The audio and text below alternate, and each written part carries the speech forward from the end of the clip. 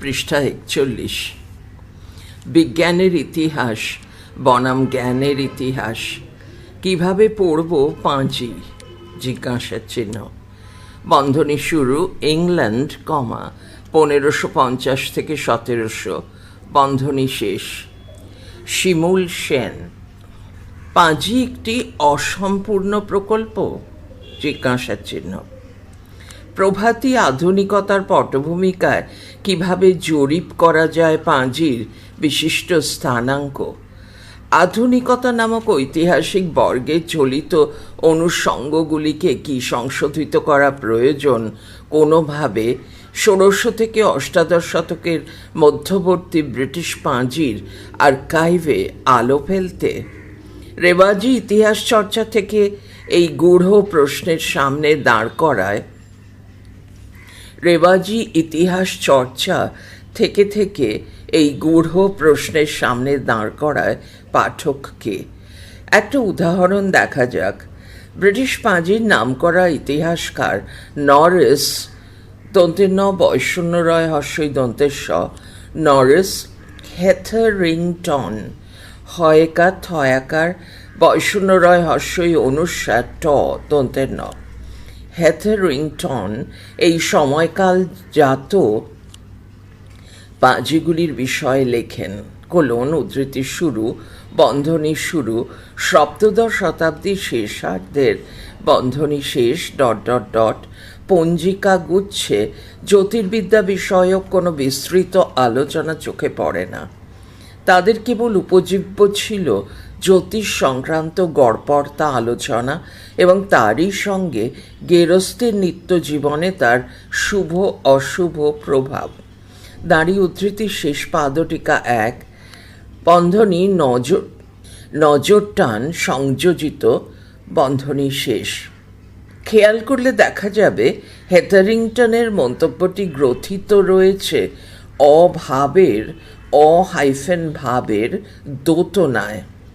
আধুনিকতার পূর্বরাগ মুহূর্তে জ্যোতির্বিদ্যার ভাবই কাঙ্ক্ষিত পঞ্জিকা প্রতিমানের নির্বিশেষ আদলের থেকে তার বিশেষ বিচ্যুতিকে নির্দেশ করছে এমন একটা ইঙ্গিত পাওয়া দুরূহ নয় এই মন্তব্যে। এহেন বিচ্যুতির চেহারাটা কীরকম? হেথারিংটন একটা তালিকা দেন তার পাঠককে। ধরা যাক পাঁজির রমরমার সময় 1680 খ্রিস্টাব্দে জানাচ্ছেন তিনি বিস্তৃত পঞ্জিকাকার উইলিয়াম লিলি ছাপাচ্ছেন Merlini Anglici Ephemeris, MERLINI Merlini, Anglici ANGICI, Anglici EPHEMERIS Ephemeris, যেখানে লিলি পাঠককে আকর্ষণ করছেন সম্বৎসরের আকাশ মানচিত্রের একটি নির্দিষ্ট যোগাযোগের দিকে।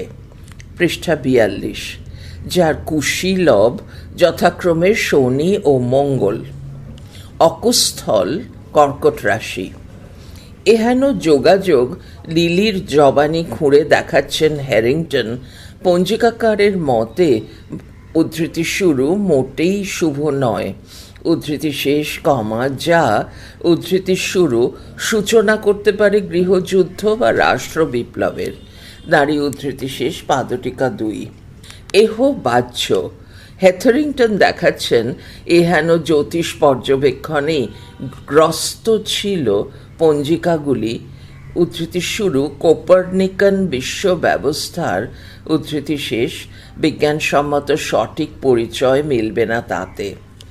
আক্ষেপ জানান ঐতিহাসিক উদ্ধৃতি শুরু 1680 সালে ছাপা 27টি পাঁজির মধ্যে মাত্র 6টিতে রয়েছে জ্যোতির্বিদ্যা বিষয়ক আদৌ কোনো আলোচনা, দাঁড়ি উদ্ধৃতি শেষ, এবং তারও মধ্যে মাত্র 2টিতে এসেছে আধুনিক জ্যোতির্বিদ্যার সরাসরি কোনো উল্লেখ। ওই একই বছরে প্রকাশিত উইলিয়াম ডেড ডয়কার ড কিংবা জন উইং রস্যই অনুসার উইংয়ের পঞ্জিকা যেমন রয়েছে ব্যতিক্রমীর ভিড়ে। উইংয়ের পঞ্জিকা মতে পৃথিবী রয়েছে মঙ্গল আর শুক্রের মাঝখানে। এহেন টিপ্পণীতে অধুনার জ্যোতির্বিদ্যার আভাস টের পেতে অসুবিধে হয় না হেরিংটনের। ওই একই বছরের ডোভ ডয়কার ভ কিংবা জন উডহাউসের নূতন পঞ্জিকা মোতাবেক পৃথিবী ঘূর্ণমান, তার ভ্রমণবৃত্তের কেন্দ্রে স্থিত সূর্যই অনড়, ফলে সূর্যই মহাবিশ্বের কেন্দ্ররূপ। এই কোপার্নিকান প্রত্যয় মিলবে কেবল ওই আমলের গুটি কয়েক পাঁজিতে, জানাচ্ছেন হেথারিংটন। পাদটিকা 2। পাদটিকা 2 কিন্তু দুবার পড়েছে। এতদ্ভিন্ন অন্যান্য পঞ্জিকা কেবলই দু কিসিমের তথ্যে ঠাসা। এক, সারা বছরের সূর্য চন্দ্রের গতিবিধি, এবং 2, স্বর্গপ্রেরিত দৈব ভাবী ফল। আধুনিকতার পীঠস্থান ব্রিটেনে ষোড়শ কিংবা সপ্তদশ শতাব্দীর সন্দীপনকালীন ইতিহাস মুহূর্তে তাই পাঁজির এই না বৈজ্ঞানিক সম্ভাবনায় খুব একটা আলো ফেলেনি গড়পড়তা ইতিহাস চর্চা। পঞ্জিকার জনজীবন, অথচ জনজীবনের বিচিত্র লক্ষণে ওই আমলের পঞ্জিকাগুলি দ্যুতিময়। ছাপা পাঁজি বিগত বছরের শেষ মাসে জানাতো আগামী বছরের ঘটন সম্ভাব্যতা।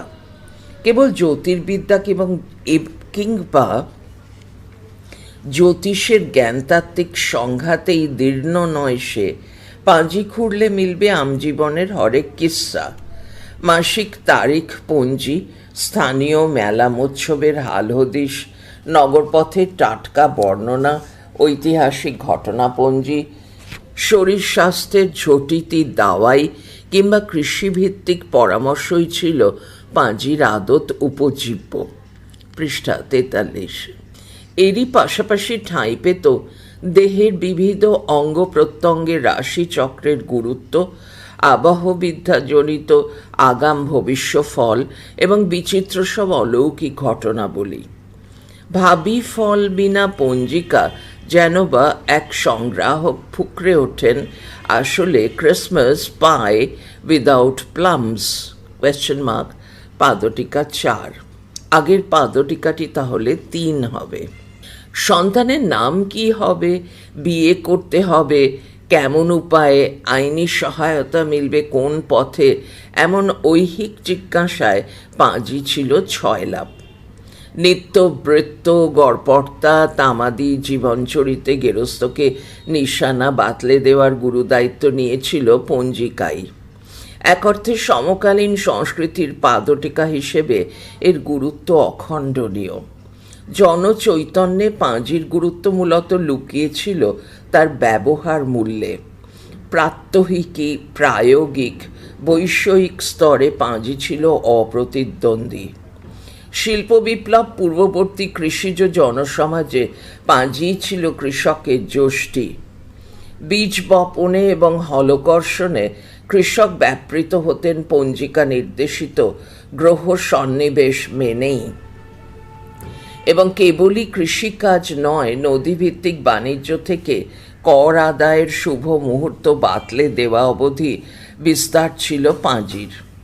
শ্রম চুক্তি সম্পাদন হোক অথবা স্থানীয় গির্জাঘরের অনুষ্ঠান, পাঁজি ন্যস্ত ছিল বৃহত্তর সামাজিক দায়িত্বে।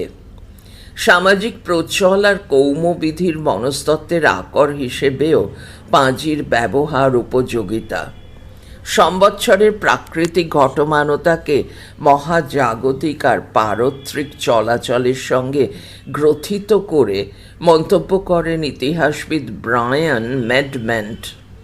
বৈরফলা আকার অন্তস্থ অয়াকার দন্তের ন ব্রায়ান, ময়কার ড ময়কার দন্তের নয় টয় ম্যাডমেন্ট, উদ্ধৃতি শুরু, পাঁজির মতো অব্যর্থতায় তুলে ধরতে পারেনি অন্য কোনো বই। দাঁড়ি উদ্ধৃতি শেষ। তাই পাঁজির স্থানাঙ্কটিও খেয়াল করার মতো। উদ্ধৃতি শুরু, গড়পড়তা বইয়ের তাক নয়, পাঁজির জন্য বরাদ্দ হতো ইতস্তত টেবল কিংবা শার্টের ভেতরের বুক পকেট। দাঁড়ি উদ্ধৃতি শেষ। পাদটিকা 5। পঞ্জিকার জ্যোতিষমূল্য তাই দুটি অক্ষে বিধৃত। এক, প্রাকৃতিক জ্যোতিষ, যা মূলত নিসর্গভিত্তিক, নক্ষত্রভিত্তিক পর্যালোচনাতেই নিয়োজিত রেখেছিল নিজেদের। দুই, বিচারভিত্তিক জ্যোতিষ, যেখানে শাস্ত্রীয় বিচারই অধিকতর গুরুত্বপূর্ণ। যুদ্ধ ঘোষণা, রোগ ব্যাধি, মরক, দুর্ভিক্ষ, জনজীবনের প্রতিটি পরতের আগাম ফয়সালা করতে জ্যোতিষ আক্ষরিক অর্থেই প্রতিদ্বন্দ্বী। আর একদিকে ছিল আরব আগত হোরারি, হয়কার বৈষ্ণ রয়াকার বৈষ্ণ রহস্যই হোরারি জ্যোতিষ, যা রেনেসাঁস পরবর্তী কালপর্বে কিঞ্চিত জমি খুইয়ে ফেলে। পাদটিকা 6, পৃষ্ঠা 44। জ্যোতিষের এই নবোদিত সংজ্ঞায় উলেমীয় শুদ্ধতাই ছিল অধিকতর প্রার্থিত। এ বিষয়ে আরও বিস্তৃত আলোচনার আগে উৎপাদন এবং পুনরুৎপাদনের নকশায় পাঁজিকে জরিপ করে নেওয়া জরুরি। মধ্যযুগের স্বাভাবিক যে পাঁজির ফর্ম ছিল পুঁথিভিত্তিক। পাঁজির সঙ্গে মুফতে মিলত ক্যালেন্ডার, সম্বৎসরের দিনপঞ্জি। তার মূল জিজ্ঞাস্য ছিল মূলত দু তরিকার: এক, খ্রিস্টীয় উৎসবের তারিখপত্তর, একটি মান্য তালিকা, এবং দুই, চন্দ্রের চক্রমণ। গুটি কয়েক ক্ষেত্রে যুক্ত ক্লগ অ্যালমেনাক, সাধারণত যার ঠাঁই হতো পকেটে আর আয়তনে বড় হলে গচ্ছিত থাকত ফায়ার প্লেসের কাছে। পাদটিকা 7। ছাপাখানা গজিয়ে ওঠার পর থেকে পাঁজির বিস্তার বাড়তে থাকে বহরে। ছাপা হতে থাকে অগুন্তি হাত বই। পাঁজির কার্যকারিতাও পাল্টে যেতে থাকে আমূল। উইলিয়াম লিলি এই সময়ের অন্যতম শ্রেষ্ঠ পঞ্জিকাকার স্রেফ নন, ধুরন্ধর রাজনৈতিক বিশ্লেষকও বটেন। পাঁজির রাজনৈতিক জনজীবন ক্রমশ উজ্জ্বল হয়ে ওঠে। বিস্তারে তা এতটাই যে এলিজাবেথীয় আমলে পাঁজিতে প্রকাশিত রাজনৈতিক মর্মবস্তুতে পড়ানো হয় শেকল, রুজু হয় নিষেধাজ্ঞা ও সেন্সরশিপ। কাজে জ্যোতির্বিদ্যার নামমাত্র উল্লেখ থাকুক বা না থাকুক, পাঁজি যে নিরেট গ্রন্থমাত্র নয়, তা যে জনজীবনের প্রকীর্ণ চিহ্ন, অর্থ আর মূল্যবোধ প্রতীকের দোতনাও নির্দেশ করত, এমন সিদ্ধান্তে আসাই যায়। জরুরি প্রশ্ন হল, জ্ঞানতাত্ত্বিকভাবেও কি পাঁজির গুরুত্বকে আধুনিক আর অনাধুনিকের সাদা কালো সরলীকৃত ব্যঞ্জনায় শনাক্ত করা সম্ভব? ইংল্যান্ডের ছাপা আদি আধুনিক আমলের পাঁজির নিক্তিতে এই কূট প্রশ্নের মীমাংসা অধিকতর প্রয়োজন। পঞ্জিকা ও তাঁর জ্ঞানতাত্ত্বিক বোঝাপড়া। জ্যোতির্বিদ্যার আকরে ঘাটতি থাকুক যতই, পঞ্জিকার জ্ঞানতাত্ত্বিক গুরুত্বকে কি একেবারে অস্বীকার করা সম্ভব? এ বিষয়ে সম্ভবত সবথেকে অন্তর্দৃষ্টিময় বক্তব্য রেখেছেন ইংরেজ পাঁজির অন্যতম শ্রেষ্ঠ ব্যাখ্যাকার বার্নার্ড ক্যাপ। কয়জফলা আকার প ক্যাপ। ক্যাপ তাঁর গবেষণামূলক বই English Almanacs, Astrology and the Popular Press এ লিখেছেন, আদি আধুনিক আমলে পঞ্জিকা ছিল বস্তুত ওই আমাদের বিজ্ঞান চেতনার মূল স্তম্ভ। পৃষ্ঠা 45।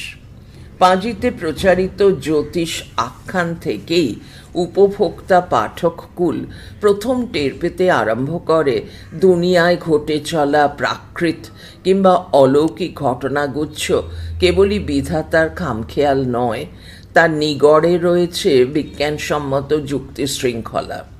ঠিক এই কারণেই ক্যাপ দেখান অগ্নি, জল, বায়ু এবং পৃথ্বীতত্ত্বের মহাজাগতিক ব্যঞ্জনা মিশে যায় নিতান্তই ঐহিক প্রাকৃতিক উপাদানগুলির সঙ্গে।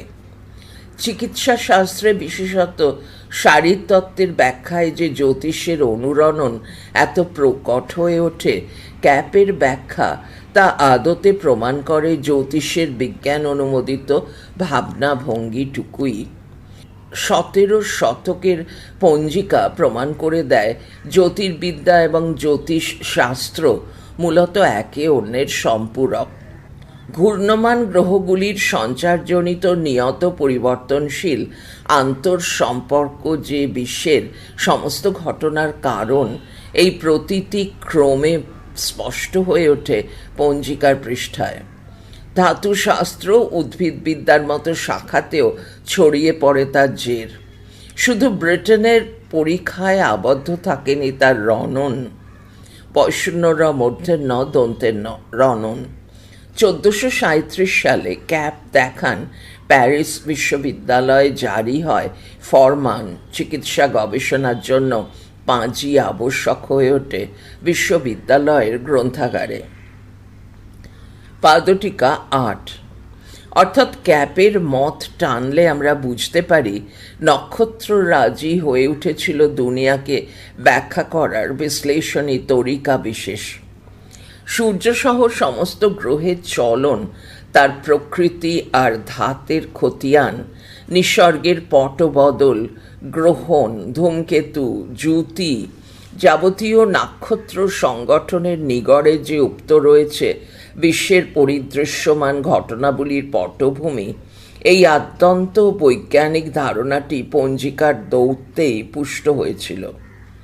প্রাচীন ব্যাবিলনে যে শাস্ত্রের বিকাশ, পরবর্তী সময়ে গ্রিস ও রোমান সভ্যতায় যার প্রসার ও বাড় বৃদ্ধি, টলেমির হস্তক্ষেপে যে শাস্ত্র নিয়মবদ্ধ তন্ত্র হিসেবে আত্মপ্রকাশ করে, সেই জ্যোতিষের বৈজ্ঞানিক ভিতটুকু পাঁজি সংকলক অক্ষুণ্ণ রাখতেন।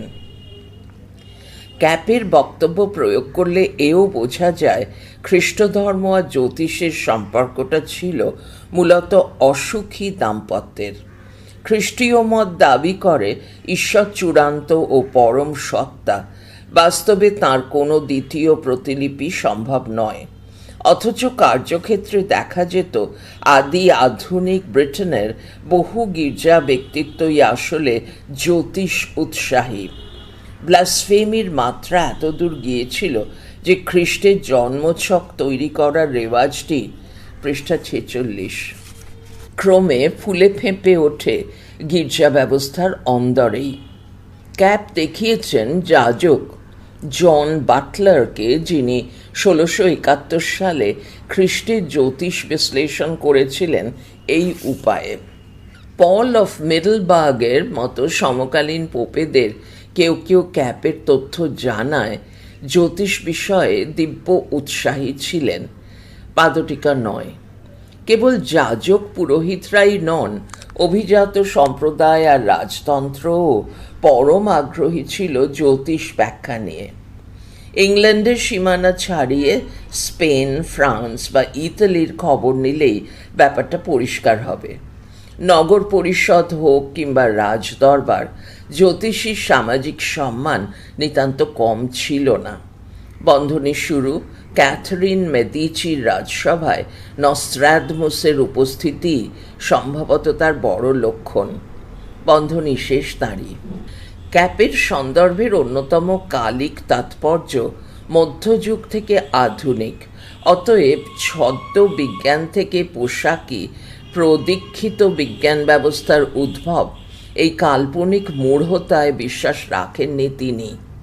ক্যাপ রেখেছেন 1524 সালে টিউডার আমলের আকাশে ঘটে যাওয়া এক বিরল সন্নিবেশের দৃষ্টান্ত, যখন নিকটবর্তী হয়েছিল দুটি গ্রহ, শনি এবং বৃহস্পতি, অথচ সমকালীন ইংরেজ গণমাধ্যমে তার কোনো উল্লেখই নেই। পাদটিকা 10। জ্ঞানকাণ্ড হিসেবে জ্যোতিষের উত্থান ঘটল ক্যাপের মতে 1600 শতকের মাঝামাঝি। এই অভাবিত পুনর্জাগরণে দায়ী ছিল তার ভাষা মোতাবেক রেনেসাঁস প্রসূত ফলিত গণিত শাস্ত্র। অঙ্কে দক্ষ না হলে জ্যোতিষীর তকমা পাওয়া মুশকিল ছিল। কাজেই জ্যোতিষ আর জ্যোতির্বিদ্যার দ্বিপাক্ষিক লেনদেনকে অস্বীকার করা যাবে না, লেখেন ক্যাপ। এর অনিবার্য জেরেই অলৌকিকের প্রভাব ক্রমে খর্ব হতে থাকল। উত্তর রিফর্মেশন চার্চের কাছে জ্যোতিষ তখন আদৃত। ক্যাপের দুর্দান্ত পর্যবেক্ষণ জ্যোতিষের ধাক্কায় পুরোহিতের ক্ষমতা ক্রমেই প্রশ্নের মুখে পড়ল। সর্বব্যাপী পুরোহিত রাজের বদলি হিসেবে উঠে এলো জ্যোতিষ। ডাইনিতন্ত্র আর জাদুবিদ্যার খপ্পর থেকে পলায়নী বিকল্প হিসেবে ততদিনে জ্যোতিষ তার বিজ্ঞানসম্মত আসনে অধিষ্ঠিত। জার্মানি বা নেদারল্যান্ডসের মতো কোনো কোনো দেশে জ্যোতিষ আর কল্পান্তবাদ মিলেমিশে থাকলেও ইংল্যান্ডে তার বুনিয়াদ দৃঢ় হল ক্রমশ নিরেট যুক্তি কাঠামোয়, যা না চালে পাঁজির দর বাড়ত না। জ্যাকোবিন আর ক্যারোলিন পাঁজি সংকলকের বয়ানে ক্যাপ জানান বিজ্ঞানের উপস্থিত ছিল অনিবার্য, অমোঘ। পাদটিকা 11, পৃষ্ঠা 47। সপ্তদশ শতকের মাঝামাঝি উঠে আসতে থাকলেন জাঁতরেল ভবিষ্যৎ বক্তারা। William Lilly, Christian Astrology 1647, Christopher Heydon, reference of judicial astrological 1603। এই বিনিময় থেকে থেকে আন্তঃসংস্কৃতিও বটে।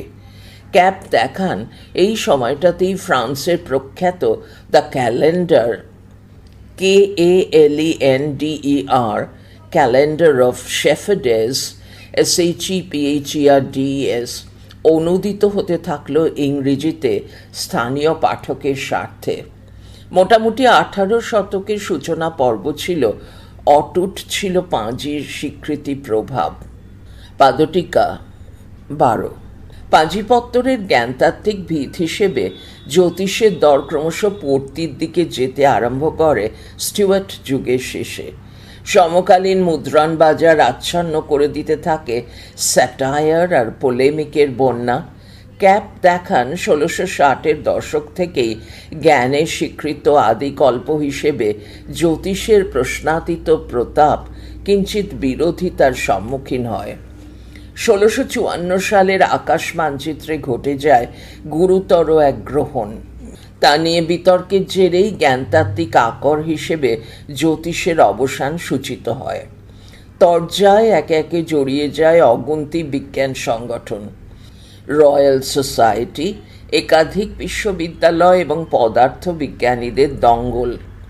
বেকনবাদী দৃষ্টিভঙ্গির বর্ষামুখও জ্যোতিষকে বিঁধতে থাকছিল ক্রমশ। পাদটিকা 13।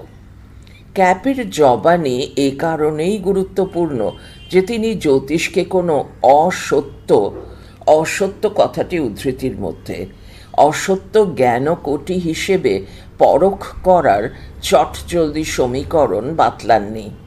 বদলে তাকে অনির্ণেয় ও অনেকান্ত জ্ঞান কাঠামোর একটি উপাদান হিসেবে ধরতে চেয়েছেন।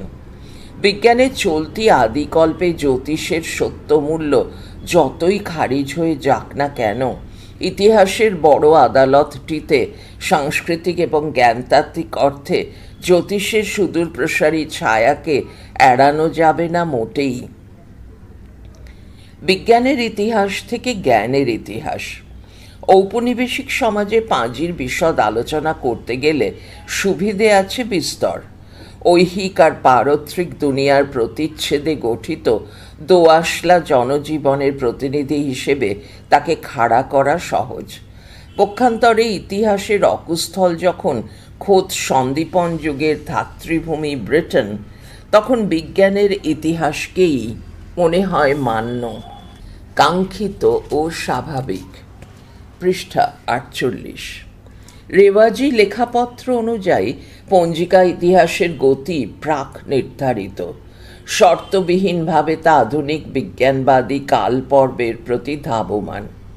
হ্যারিংটন কিংবা তার সমমনস্ক ইতিহাসবিদদের রচনায় বিজ্ঞানী হয়ে ওঠে পঞ্জিকা মহাফেজখানার পরম কারণ, বন্ধনীর মধ্যে টেলোস, TELOS, যার বিহনে ইতিহাস হয়ে ওঠে দীপেশ চক্রবর্তীর ভাষা ধার করলে অপেক্ষাগার মাত্র।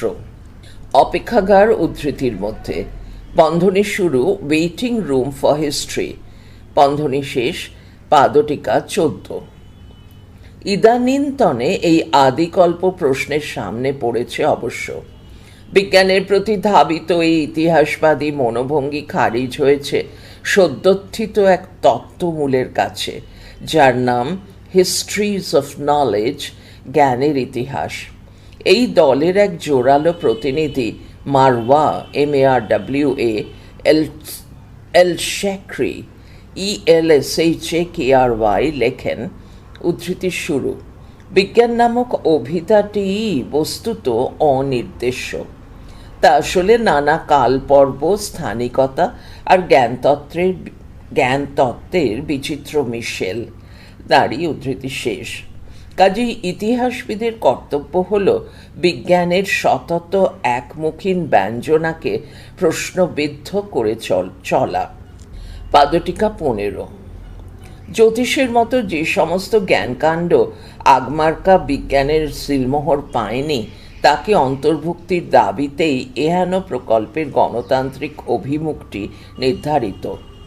জ্ঞানের ইতিহাস নামক তত্ত্বভঙ্গির আর এক মুখপাত্র লরেন ডাস্টন আরও লিখেছেন, উদ্ধৃতি শুরু, ত্রয়োদশ শতকের প্যারিসে ধর্মতত্ত্ব আর গণিত উভয়েই কি একই রকম জ্ঞানের তকমা পাওয়ার দাবিদার? জিজ্ঞাসা চিহ্ন। অথবা মিং রাজত্ব যুগে চীনে কনফুসীয় নীতিবিদ্যা আর রেশম উৎপাদন দুটিকেই সমানভাবে জ্ঞান নামক নামপদ দিয়ে ব্যাখ্যা করা সম্ভব কি? জিজ্ঞাসা চিহ্ন, উদ্ধৃতি শেষ। পাদটিকা 16। এর জবাবে ক্রিস্টিন জোজ এবং সমমনস্ক ইতিহাসবিদরা দেখান, জ্ঞানেতিহাস নামক ভাবকল্পের জোর এখানে যে তার নির্দিষ্ট কোনো পরিধি বিন্দু নেই। পাদটিকা 17। কেবল ইউরোকেন্দ্রিক ও আধুনিক বিজ্ঞাননিষ্ঠ জ্ঞানের তরফে প্রভুমন্যতার যে একরোখা দাবি, তাকে প্রশ্ন করা হয়েছে। জ্ঞান নামের ধারণাটি যে বিচিত্র সব বস্তু, ব্যক্তি, ঐতিহাসিক ঘটনাপট আর ধারণার সমবায় রচিত, এমন দাবিও লাতুরকে টেনে করেছেন কেউ কেউ। যেমন হেলক, HELGE, জর্ডেন, JORDHAIN এবং ডেভিড গ্যারি, GARY, শ, SHW। তারই পাদটিকা 18। এই সূত্র মানলে পঞ্জিকা নিছক অবজেক্ট হিসেবেই হয়ে ওঠে এই জ্ঞানতন্ত্রর একটি গুরুত্বপূর্ণ অক্ষ। বিজ্ঞান মানেই আবশ্যিকভাবে তা পশ্চিমী আধুনিকতার দ্যোতক, এমন সারবাদী তর্জমায় না গিয়ে পঞ্জিকার স্থানাঙ্ককে অন্যভাবে চিনতে খানিক সাহায্য করে আমাদের চলমান এই তত্ত্বমোচড়। পৃষ্ঠা 49।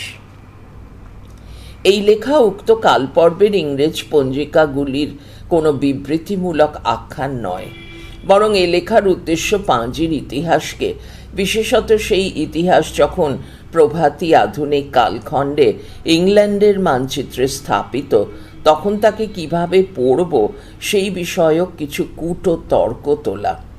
আধুনিক বিজ্ঞান চেতনার অভাব এই বক্তব্য অনুযায়ী পঞ্জিকার ক্ষেত্রে অন্তত কোনো অসার্থক বিকল্পের দিকে ইতিহাসবিদকে নিয়ে যায় না।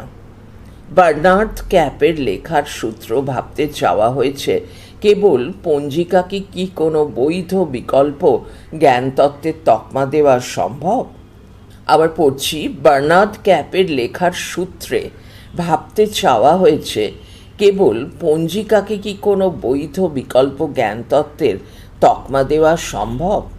এই সূত্রে সাম্প্রতিকের জ্ঞানের ইতিহাস নামক আদিকল্পটি কার্যকরী হতে পারে। এ লেখার বিনীত প্রস্তাবনা কেবল এটুকুই। তথ্যসূত্র: 1. Norris S. Hetherington, Almanacs and the Extent of the New Astronomy in 17th Century England, Proceedings of the American Philosophical Society, August 15, 1975, Roman 7, 119, number 4, page 275. 2. তদেব। 3. তদেব, পৃষ্ঠা 276। 4. Adam Smith, SMYTH, Almanacs, Annotators and Life @writing।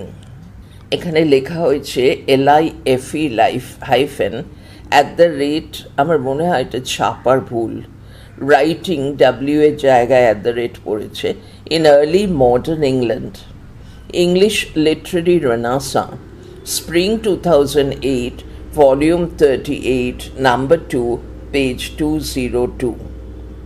5. Brian Maidment, Beyond Usefulness and Ephemerality, The Discursive Almanac, 1828-60, British Literature and Print Culture, Volume 65, 2013, page 158. 6. Narmad, Nermard, Cap, CAPP, English Almanacs, Astrology and the Popular Press, 1500 to 1800, New York Cornell University Press, 1979, page 15.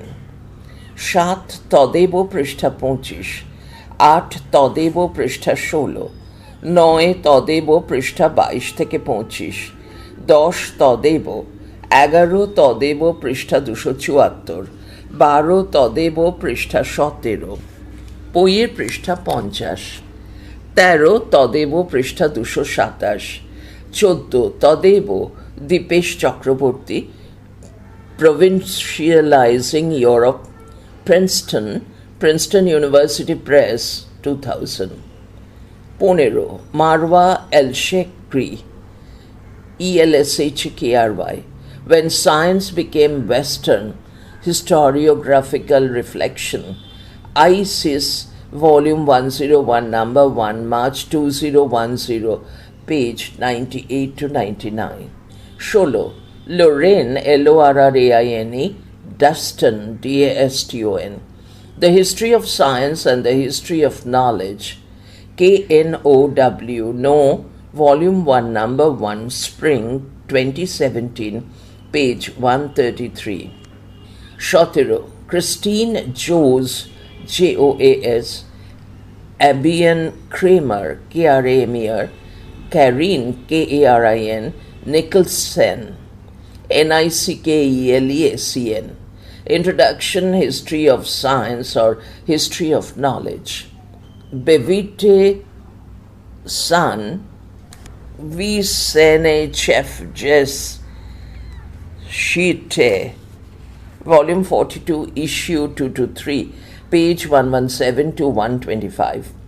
18 Cap, English Almanacs, page 10. বন্ধনী শুরু। কৃতজ্ঞতা স্বীকার। এই আলোচনায় বেশ কিছু পরিভাষার স্মরণ নিয়েছি। এর মধ্যে সবচেয়ে গুরুত্বপূর্ণ প্রভাতী আধুনিকতা, আর্লি মডার্ন, মোচড়, টার্ন এবং সন্দীপনকাল, এনলাইটেনমেন্ট। শব্দ তিনটি ধার নিয়েছি যথাক্রমে প্রথম দুটির ক্ষেত্রে গৌতম ভদ্র এবং শেষটিতে অলোকরঞ্জন দাশগুপ্তের রচনা থেকে। বইপত্রের বিষয়ে সহায়তা করেছেন সমিত সাধু, তাকেও অকুণ্ঠ ধন্যবাদ। পড়া চলছে পরবর্তী ফাইলে। বঙ্গজীবনে বাংলা পঞ্জিকা এবং বিতর্ক।